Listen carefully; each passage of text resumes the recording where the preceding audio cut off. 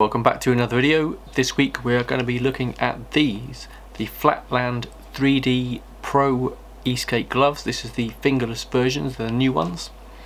So these replace my old generic, bought these on eBay. They've done alright.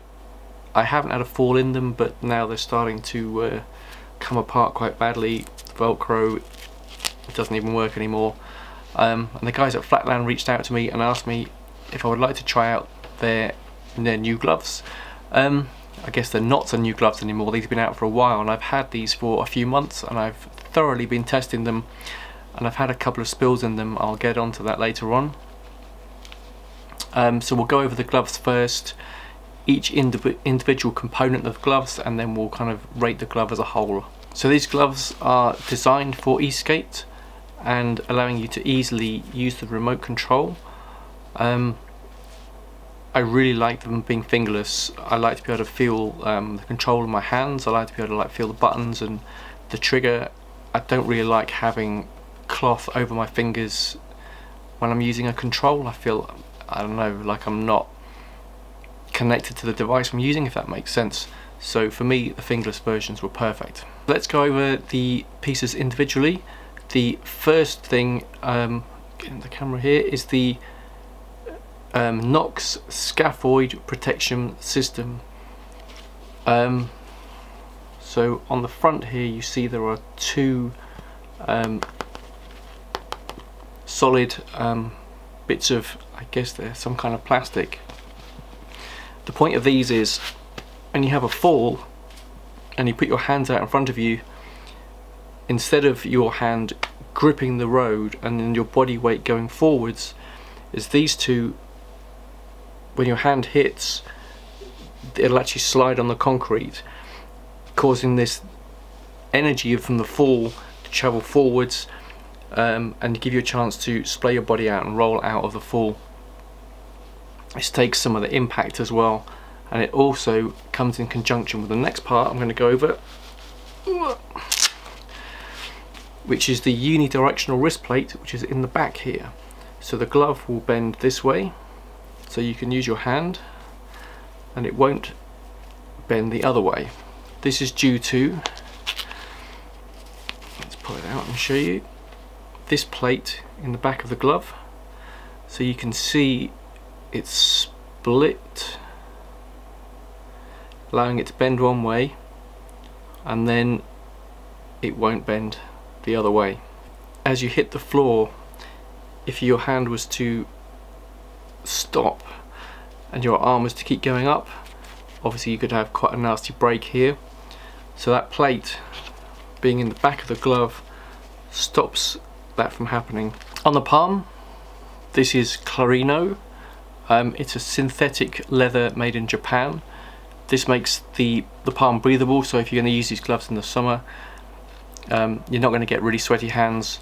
All this is totally breathable, and it also means that it not being leather, the glove is also vegan. On the rear of the glove, all this material up here is a mesh and spandex, allowing the glove to stretch however you move your hands.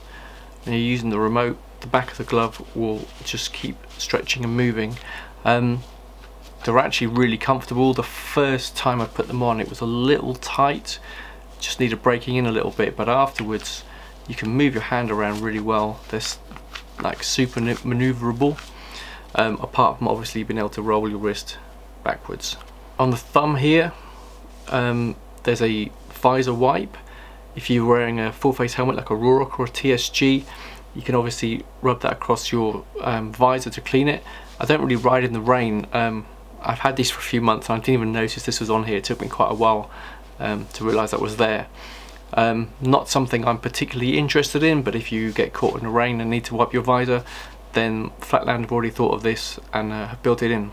Around the wrist here is a reflective stripe, so when you're riding your board at night it makes you more visible, and also if you're using your arms to signal, the reflective stripe should stand out. I don't know if I can catch it under the studio lights, that's a bit hard. Yeah, making you much more visible to traffic. So on the front of the gloves is a loop. This is supposed to be used to just help you pull the glove on. I've just been grabbing it at the bottom and pulling it, which is slightly fraying the lettering on the front where it says Knox. I've just been grabbing that and pulling it on, and I'm kind of pulling the letters off a bit. It's no big deal, but if you care about aesthetics, I guess don't grab it there and put it on, use the actual loop here. You can also hook a carabiner or loop your remote through here as well if you don't want to wear it around your wrist. On the fingers, I don't know if you can see here, there are some knobbles on the back of the glove made out of some really tough rubber. I have no idea what these are for. I've been sat here writing this today trying to work out some kind of scenario that these would become useful, and if you know what this is for, please let me know in the comments.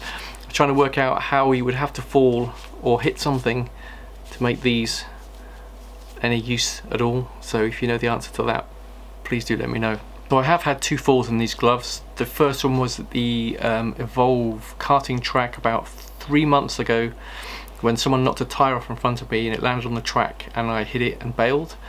Just a small fall, didn't notice anything at all. That was the first time I was wearing these gloves. The second time was when I broke my arm, and I was really lucky to be wearing these gloves. I don't know if you can see on these, there are still specks of blood on the gloves. I fell right side down first, so my right glove went down. This one took most of the impact, and in the left hand side I was carrying my Insta360 pole. This one came down really hard. The Insta360 pole caught my thumb and took the edge of my finger off here, my thumb, sorry. Everything that was in the glove was totally protected. It hit really hard, and I could feel the plate at the back that stops your wrist bending. When it hit the ground, I'm really aware of the fact that this stopped my wrist from going back. That trip to hospital could easily have been 2 broken bones, not 1. So these have already saved me. In fact, when I crashed and I got to Wickboards, Owen there was helping me get my gear off, and it really, my hand was so wrecked.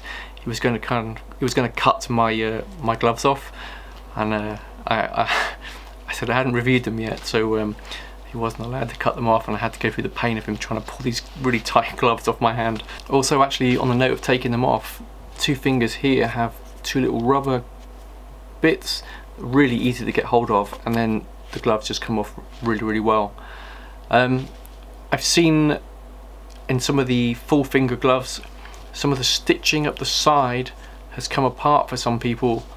I'm sure Flatland are aware of this and have fixed the problem. I've had no issues with the fingerless gloves at all.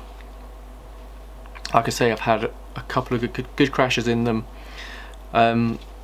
They've stood up incredibly well. They're not showing signs of any wear and tear. The little thumb wipes here, if you put it down next to something with Velcro, I keep these with my pads, the Velcro is kind of rubbing away at it a little bit, but it's still super soft and really usable. I've had them for, I think, just over 3 months. I've been testing them on every single ride since then. No issues with them. They've been really good, really easy to use a remote, really easy to use my Insta360 as well. The flexibility is wonderful, and having the fingerless, you've still got that dexterity to use things, take stuff out of your bag without having to take your gloves off.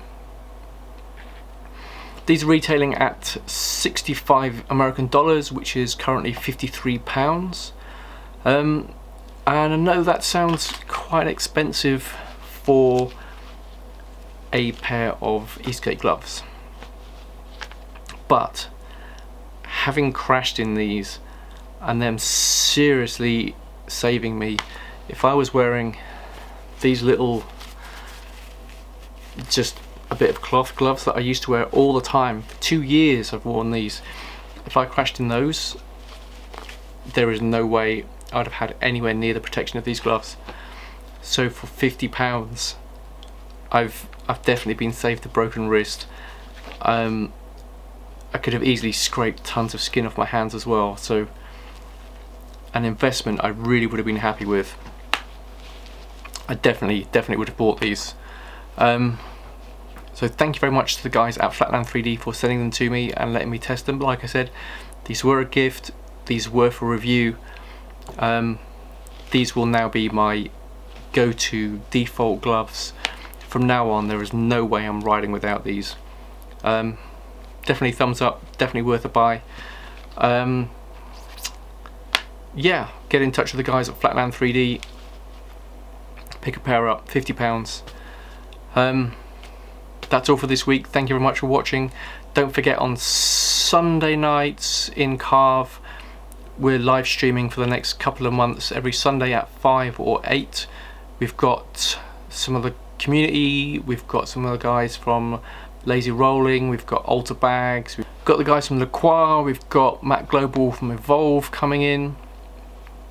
If you're not in Carve, I'll drop a link in the description. Check out the group.